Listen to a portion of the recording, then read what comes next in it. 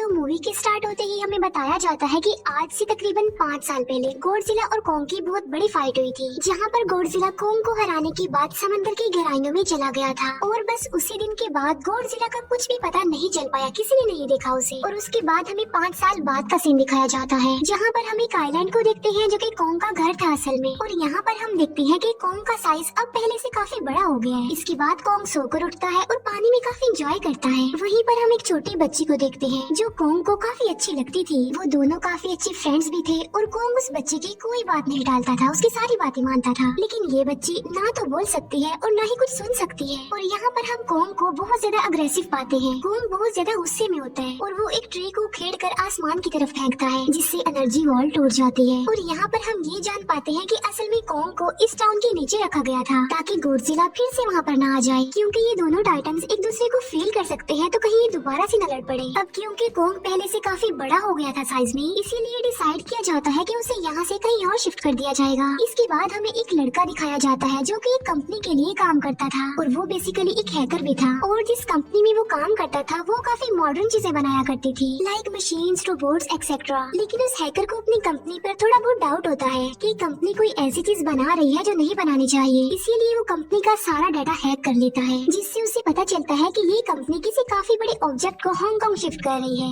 लेकिन तभी वहाँ पर अलार्म बजने लगता है और ये गॉडजिला के आने का अलार्म था। देखते ही देखते गॉडजिला समंदर से बाहर निकल आता है। बाहर आते ही वो सब कुछ डिस्ट्रॉय करने लग जाता है। किसी को भी समझ नहीं आ रहा था कि आखिर गॉडजिला सबको क्यों मारता जा रहा है, क्योंकि वो तो एक ऐसा टाइटन है जो इंसानों को सेव करता है, उनकी जान बचाता है। यहाँ पर हम ये जान पाते हैं कि गॉडजिला के पास एक पावर है और वो पावर न्यूक्लियर पावर है। और गॉडजिला अपनी न्यूक्लियर पावर का इस्तेमाल करके पूरी कंपनी को डिस्ट्रॉय कर देता है। इसके बाद ये न्यूज पूरी दुनिया में वायरल हो जाती है कि गॉडजिला आ चुका है। लेकिन इस बार वो चेंज होकर आया है, पहले जैसा नहीं रहा। यानी पहले वो इंसानों को बचाता था, लेकिन अब वो अग्रेसिव है और गुस्से में सबको मारता जा रहा है। कंपनी का ऑनर न्यूज में सबको बता रहा होता है कि हमारी कंपनी एक प्रोजेक्ट पर काम कर रही है। वो बहुत जल्द एक ऐसी डिवाइस बनाने में कामयाब हो जाएंगे कि जिससे गॉडजिला का मुकाबला हो सकता है। इस न्यूज को एक लड़की भी देख लेती है जिसका नाम होता है मेडिसन। लेकिन यहाँ पर मेडिसन इस बात पर एग्री नहीं करती कि गॉडजिला गुस्से में आया है, क्योंकि वो गॉडजिला को बहुत अच्छे से जानती थी। इसीलिए वो इस न्यूज को सिर्फ एक बकवास समझती है, क्योंकि उसका मानना था कि गॉडजिला कभी भी किसी को नुकसान नहीं पहुंचा सकता, बल्कि वो इंसानों की हेल्प करता है, उनकी जान बचाता है। मेडिसन अपने फादर के पास जाकर उन्हें समझाने की कोशिश करती है कि गॉडजिला कभी भी ऐसा नहीं कर सकता और उसके साथ जरूर कुछ न कुछ किया गया है। लेकिन मेडिसन के फादर उसे समझाने की कोशिश करते हैं कि देखो बेटा, ये सारे क्रिएचर्स, ये सारे टाइटन्स इंसानों की तरह ही होते हैं, यानी इनका मूड चेंज हो सकता है। अब देखो गॉडजिला भी चेंज हो गया है और वो इंसानों को मारता जा रहा है। इसके बाद मेडिसन वहाँ से चली जाती है और वो उस हैकर की ऑनलाइन ऑडियो सुनती है। वो हैकर असल में गॉडजिला के बारे में एक ऑनलाइन ऑडियो अपलोड करता है। यहाँ पर मेडिसन डिसाइड करती है कि वो जाकर उस हैकर से मिलेगी और जाकर उससे सारी बात पूछेगी कि आखिर ये चक्कर किया है, गॉडजिला अग्रेसिव क्यों हो गया है और उसने उस कंपनी को क्यों डिस्ट्रॉय किया। इसके बाद कंपनी का ओनर एक सीनियर डॉक्टर नेथन से जाकर मिलता है। डॉक्टर नेथन असल में एक साइंटिस्ट भी होते हैं। कंपनी का ओनर डॉक्टर नेथन को बताता है कि आपका जो कॉन्सेप्ट था हॉलो अर्थ वाला, वो बिल्कुल सही था और ये वो जगह थी जहाँ पर टाइटन्स पैदा होते हैं। असल में डॉक्टर नेथन ने एक बुक लिखी थी जिसमें उन्होंने लिखा था कि जमीन के अंदर एक और जमीन भी है जिसका नाम हॉलो अर्थ है। ये छुपी हुई है और किसी को नजर नहीं आती और असल में ये अर्थ टाइटन्स की एनर्जी का सोर्स है। वहीं पर कंपनी का ओनर डॉक्टर नेथन को एक और आदमी से भी मिलवाता है। कंपनी का ओनर डॉक्टर नेथन को बताता है कि हमने हॉलो अर्थ के अंदर ही एनर्जी का एक सोर्स ढूंढ लिया है। अब यहाँ पर हम ये बात तो जानते नहीं कि हॉलो अर्थ आखिर एग्जिस्ट कहाँ पर करती है। हॉलो अर्थ असल में हमारी जमीन के नीचे है और जिस तरह हम सूरज से एनर्जी लेते हैं और सेम उसी तरह हॉलो अर्थ में एक एनर्जी सोर्स है जिससे ये सारे टाइटन्स एनर्जी लेते हैं। और अगर ये लोग उस एनर्जी सोर्स को ढूंढने में कामयाब हो गए तो ये गॉडजिला का मुकाबला भी कर पाएंगे। डॉक्टर नेथन उनसे पूछता है कि आखिर हम उस हॉलो अर्थ तक जाएंगे कैसे, क्योंकि अब से कुछ साल पहले मेरे भाई ने भी वहाँ पर जाने की कोशिश की थी, लेकिन वो नहीं जा पाया और मर गया। यहाँ पर हम ये बात भी जान पाते हैं कि हॉलो अर्थ में ग्रेविटी नहीं होती, इसीलिए वहाँ पर हर चीज हवा में उड़ने लगती है। जिस पर कंपनी का ओनर डॉक्टर नेथन को कहता है कि आपको इस बारे में फिक्र करने की कोई जरूरत नहीं है, क्योंकि हमारी कंपनी ने एक एंटी ग्रेविटी कार बनाई है जिसकी मदद से हम वहाँ यानी हॉलो अर्थ पर जाएंगे। कंपनी का ओनर ये भी बताता है कि हर टाइटन्स में एक एबिलिटी होती है जिसकी मदद से हर टाइटन्स अपने घर को ढूंढ सकता है, इसीलिए हमें एक कोंग की हेल्प लेनी चाहिए। इसके बाद डॉक्टर नेथन अपनी एक फ्रेंड जो कि डॉक्टर भी थी उससे मिलते हैं और ये फीमेल डॉक्टर कोंग की देखभाल भी करती थी। डॉक्टर नेथन उस फीमेल डॉक्टर को समझाने की कोशिश करते हैं कि हमें कोंग को उसके घर पर भेजना चाहिए और उसका घर हॉलो अर्थ है, क्योंकि हम उसे ज्यादा टाइम के लिए यहाँ पर नहीं रख सकते और अगर वो यहाँ से बाहर निकला भी तो गॉडजिला उस पर अटैक कर देगा। इसीलिए कॉन्ग सिर्फ होलो अर्थ में ही सेफ रह सकता है। अब थोड़ी बहस के बाद फाइनली वो फीमेल डॉक्टर भी इस बात के लिए एग्री हो जाती है, क्योंकि इसके अलावा उनके पास और कोई ऑप्शन जो नहीं था। फिर ये लोग अपनी पूरी आर्मी के साथ कॉन्ग को होलो अर्थ की तरफ ले जाने लगते हैं। कॉन्ग को ये लोग चेन से बांधकर ले जा रहे थे।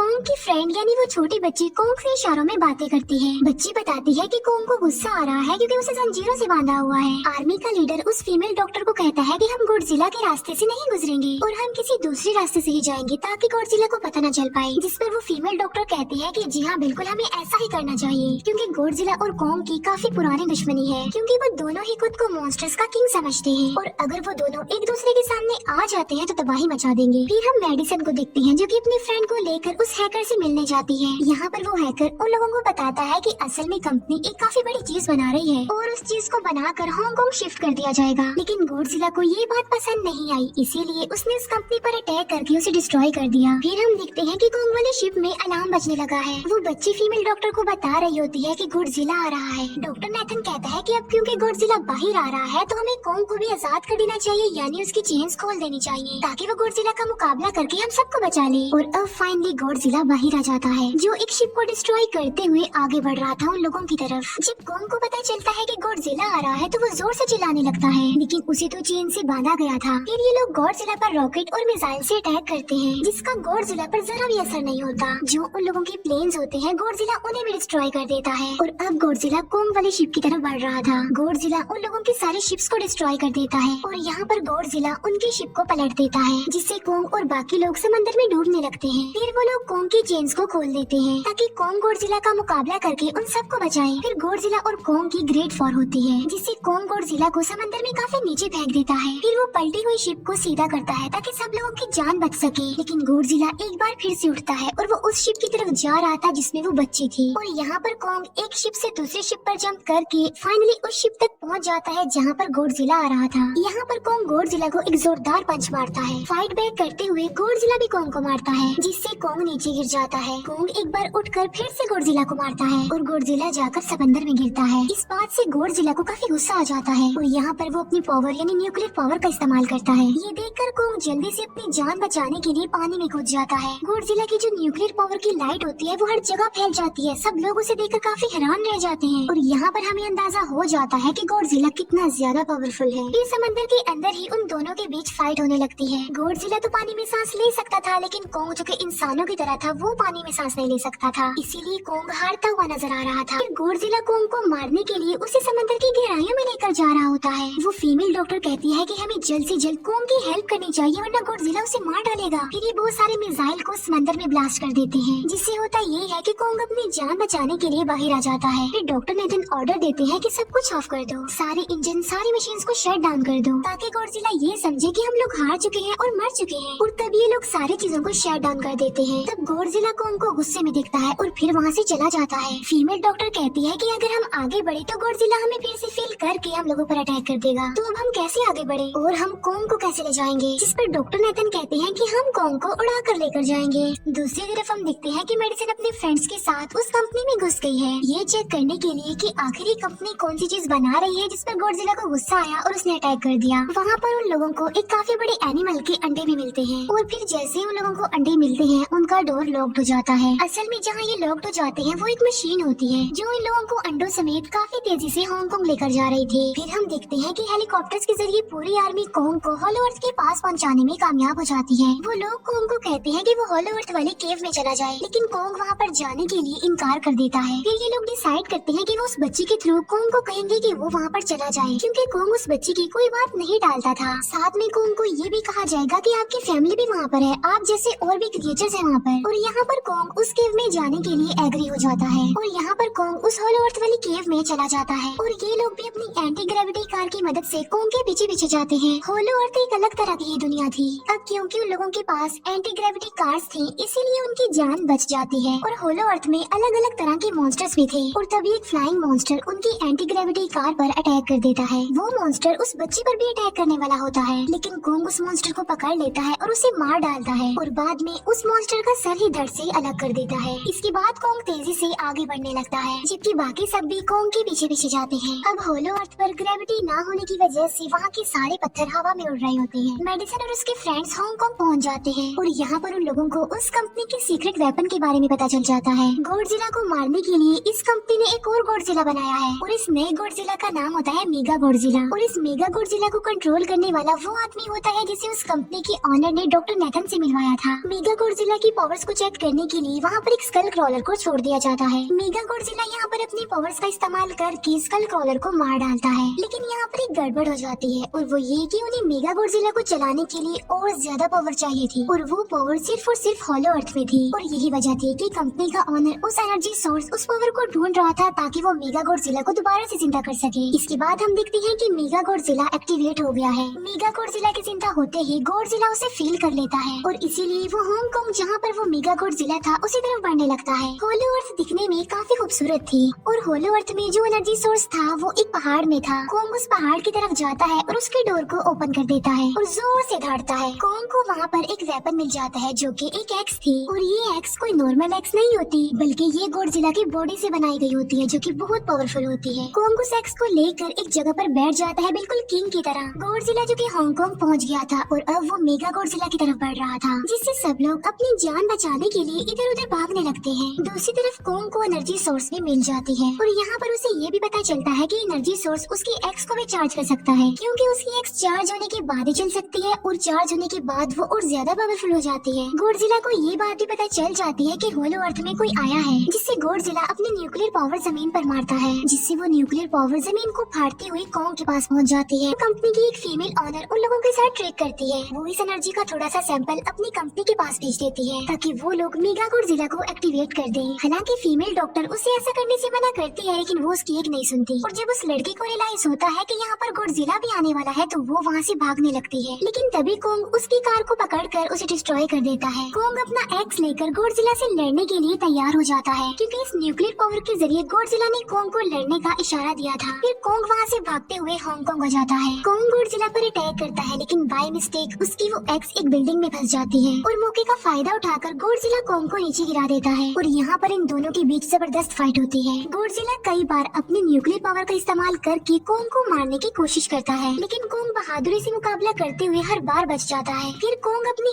एक्स से गॉडजिला पर अटैक करके उसे इंजर्ड कर देता है, जिससे गॉडजिला को गुस्सा आ जाता है और वो अपनी न्यूक्लियर पावर का इस्तेमाल करके कोंग को दूर फेंकता है, लेकिन कोंग अपनी एक्स की मदद से उस पावर को अपनी तरफ आने से रोक देता है। इन दोनों के बीच काफी देर तक फाइट चलती रहती है। अब क्योंकि गॉडजिला काफी ज्यादा पावरफुल था, इसीलिए कोंग हारता हुआ नजर आ रहा था। गॉडजिला कोंग को इंजर्ड करके वहीं पर फेंक देता है और उसकी चेस्ट पर पैर रख के जोर से धाड़ने लगता है। उसे देखकर कोंग भी जोर से धाड़ने लगता है और तभी गॉडजिला कोंग को छोड़कर वहाँ से जाने लगता है। हम देखते हैं कि कंपनी के ऑनर को वो एनर्जी सोर्स मिल चुका था जिसके जरिए वो मेगा गॉडजिला को जगा दे। यहाँ पर हमें पता चलता है कि मेगा गॉडजिला से काफी पावरफुल है और उससे साइज में काफी बड़ा भी है, लेकिन यहाँ पर मेगा गॉडजिला सब कुछ अपने कंट्रोल में कर लेता है। इसीलिए मेगा गॉडजिला सबसे पहले कंपनी के ऑनर को मारता है और बाद में उसके असिस्टेंट को भी मार डालता है। फिर मेगा गॉडजिला दीवार को फाड़ते हुए बाहर आ जाता है। गॉडजिला जब मेगा गॉडजिला को देखता है तो वो उससे लड़ने के लिए आगे बढ़ता है और उन दोनों के बीच काफी फाइट होती है। अब क्योंकि मेगा गॉडजिला काफी पावरफुल था, इसीलिए गॉडजिला हारता हुआ नजर आ रहा था। Mega Godzilla